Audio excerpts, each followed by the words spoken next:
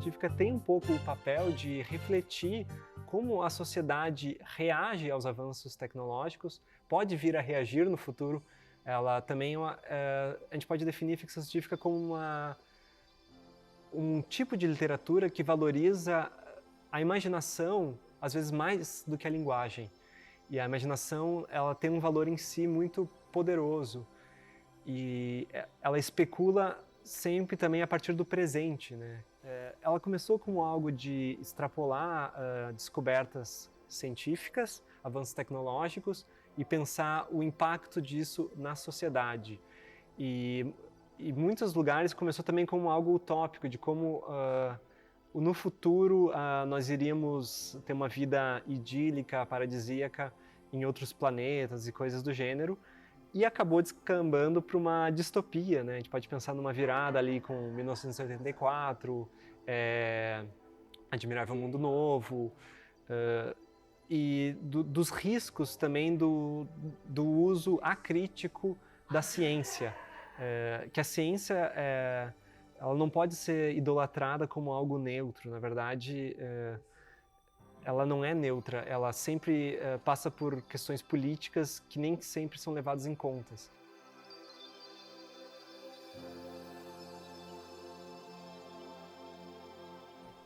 A relação entre ficção científica e a ciência é uma relação benéfica, né? Uma relação em que a ciência alimenta a inspiração dos escritores, dando temas, dando mundos imaginários, dando inspiração para mundos imaginários. E a literatura, a ficção científica, também dá uma inspiração na ciência, né? De mostrar, às vezes, a limitação, às vezes antever a limitação das teorias científicas, ou mesmo servir para motivar futuros cientistas. Eu conheço vários que foram inspirados para a carreira científica lendo ficção científica e imaginando como contribuir nesse mundo, nesse diálogo. Tem uma diferenciação básica, assim, até para o consumidor, se diria, entre hard sci-fi e soft sci-fi, que hard sci-fi seria uma ficção científica que está preocupada em uma fidelidade à ciência. Tudo que vai acontecendo na narrativa tem que ter uma justificativa científica, não pode simplesmente as pessoas irem para Marte e a gravidade ser igual à Terra. E o soft sci-fi não tem essa preocupação, e o que às vezes dá uma liberdade narrativa maior. Então não é a hard sci-fi é melhor por conta própria, porque a pessoa estudou física na faculdade. Então, às vezes tem soft sci-fi muito mais interessantes do que outras hards. A gente pode pensar como exemplo a Ursula K. Le Guin, que o Mão Esquerda da Escuridão é um soft sci-fi, mas é um dos poucos romances de ficção científica, um dos primeiros a pensar gênero como algo mutável. O contato com uma vida alienígena que, enfim, alienígenas lidam com o gênero de outra forma. Então não é um juízo de valor, mas eu diria que ainda assim é interessante. Às vezes você quer ler um hard sci-fi, às vezes, nossa, eu quero ler aquela ficção científica dura, pesada, cheia de explicação matemática. Eu pessoalmente sou muito fã de hard sci-fi, nomes como Cixin Liu, Peter Watts. Então acho que essas são as duas principais vertentes.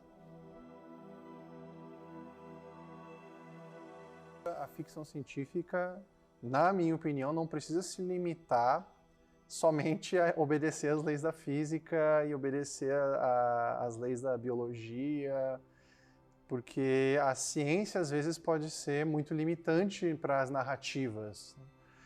Então a imagem que ocorre para mim é aquela lá da Guerra nas Estrelas, de eles estarem no espaço lutando e você escutar o barulho dos tiros e dos lasers no espaço, sendo que não tem barulho no espaço, né? Porque é vácuo, né? E o som só precisa de um meio para você escutar.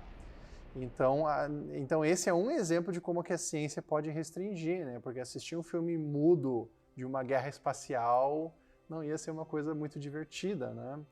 É claro que no livro não tem essa limitação, mas, por exemplo, no filme, né, se fosse ser rigoroso, Então, a minha opinião é que a literatura não deveria se limitar tanto para obedecer às leis do universo, às leis da física.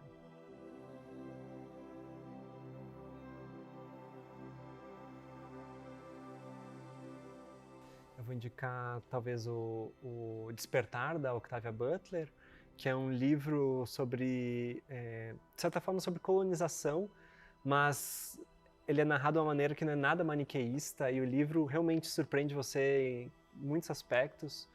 É um livro que realmente eu não esperava aquilo, é uma visão muito que transita por muitas zonas cinzentas dos efeitos da colonização, pensando numa colonização alienígena.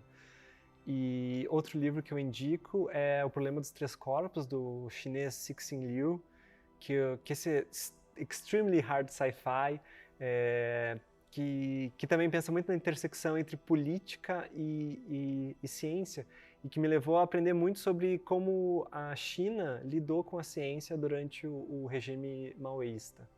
E coisas que eu nunca imaginei, me levou a pesquisar tanta coisa, então acho que eu indicaria esses dois livros. Eu tenho vários livros e filmes que eu gosto muito de ficção científica.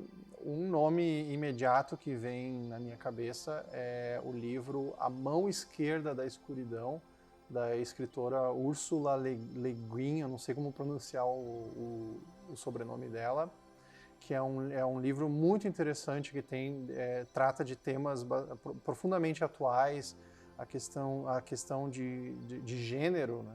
Que a Le Guin ela aborda de uma maneira fantástica. E um outro escritor que eu recomendaria é um escritor não muito conhecido para os brasileiros, mas é o astrofísico Michael Brotherton. E ele é um astrofísico que escreve ficção científica. Essa ficção científica do Michael, do professor Brotherton, é uma ficção científica dura, ou seja, ele estritamente obedece às leis da física, à astronomia, tá? Ele trata de uma maneira cientificamente acurada na trama dele e ele cria narrativas interessantes baseadas nisso aí. E a terceira pessoa que eu vou recomendar é o Philip K. Dick, que tem várias obras assim psicodélicas de ficção científica, e eu recomendo dois livros em particular dele, que é o Tempo Desconjuntado, se eu não me engano é o título traduzido, e o segundo livro do Philip K. Dick que eu recomendo é Será que os Androides Sonham com Ovelhas Elétricas?, que é a obra que inspirou Blade Runner. I've seen things you people wouldn't believe. Attack ships on fire off the shoulder of Orion. I watched sea beams glitter in the dark near the Tannhauser Gate.